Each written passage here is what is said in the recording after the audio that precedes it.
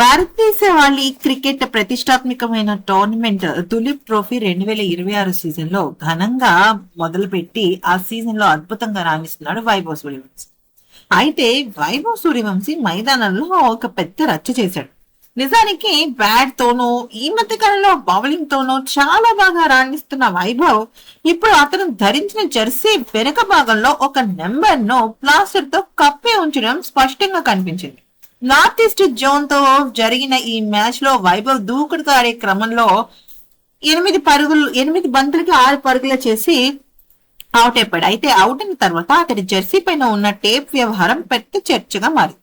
East zone logistic విభాగం వైభవ్ కు కలిసి వచ్చిన ప్రత్యేకమైన నెంబర్ జెర్సీని సకాలంలో అందించలేకపోయింది. దీంతో వేరే నెంబర్ ఉన్న జెర్సీని తీసుకున్న వైభవ్ తన కావాల్సిన నెంబర్ ని 3 మాత్రమే కనిపించేలాగా మిగిలిన భాగాన్ని టేప్ తో అతికిచ్చేశాడు.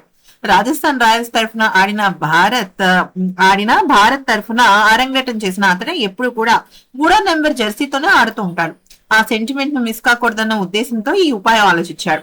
వైభవ్ 3వ నెంబర్ ను ఎంచుకోవడం వెనక ఒక ఆసక్తికరమైన న్యూమరాలజీ కథ ఉంది.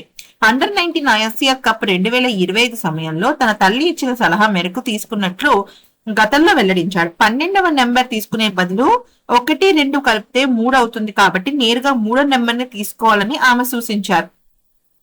అయితే ఆ నెంబర్ వచ్చాక ఐపీఎల్ లో ఆరెంజ్ క్యాప్ సాధించడంతో పాటు ఇంగ్లాండ్ పై జాతీయ జట్టు పురస్కారం ఆడే అవకాశం దక్కింది. మొదటి ఇన్నింగ్స్ లో లక్ కలిసి రాక తక్కువ పరుగులకే అవుట్ అయినప్పటికీ ఆ తర్వాత జింబాబ్వేతో భారీ స్కోర్ సాధించాడు.